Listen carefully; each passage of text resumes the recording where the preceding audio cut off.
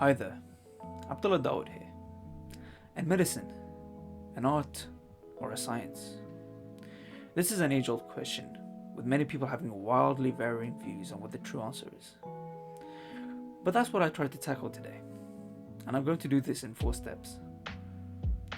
So first, I want to explore why everyone has different opinions, and then I want to look into the transferable skills of an artist and how you can really implement them into medicine, namely patience, dexterity, and flexibility. But before that, welcome to Medicinals, the channel where we explore the weird and wonderful world of medicine. So don't forget to like, subscribe, and comment. So why do people have different opinions? Well, to understand this, you must understand that this is a subjective matter. It's unquantifiable.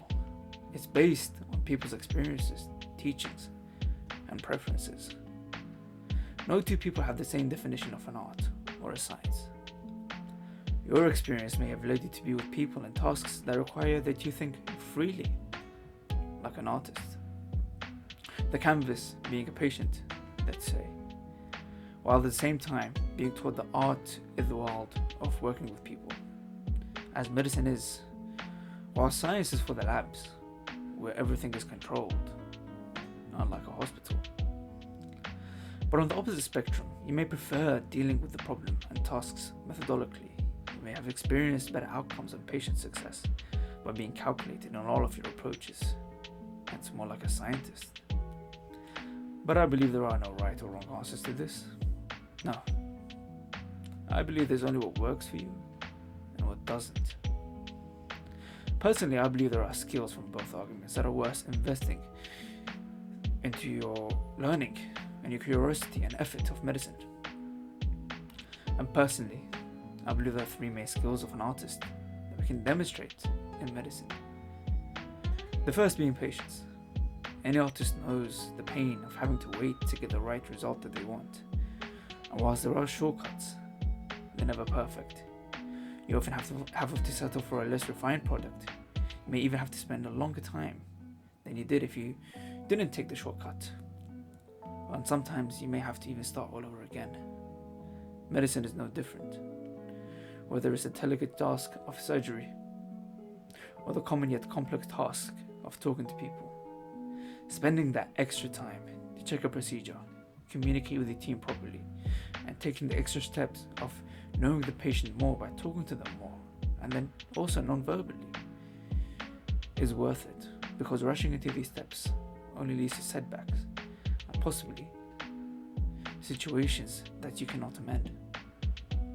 Before we move on, if you're enjoying this video, please leave a like, subscribe, and a comment, and they will be really appreciated. And with that, let's move on to the second skill, which is dexterity. Manual dexterity. Mastering your small motor neurons for the most delicate of tasks while knowing when to appropriately utilize your larger motor neurons to apply the correct amount of force on an art piece is every artist's greatest learning curve, as it is for doctors, with each patient being a different canvas. Through practice, one must develop a deep understanding of how to appropriately carry out a procedure on a patient safely, effectively, and with no damage. From surgeons to porters, performing heart surgery to carefully helping an elderly patient eat, manual dexterity is engraved in patient care and compassion. Now, the final skill is flexibility. In art, you sometimes need to change your approach when you want to achieve the masterpiece that you aim for. Change of brushing techniques, a change of the clay you use for a sculpture, changing the method you use to approach fixing a mistake. There is very little different in this approach to medicine.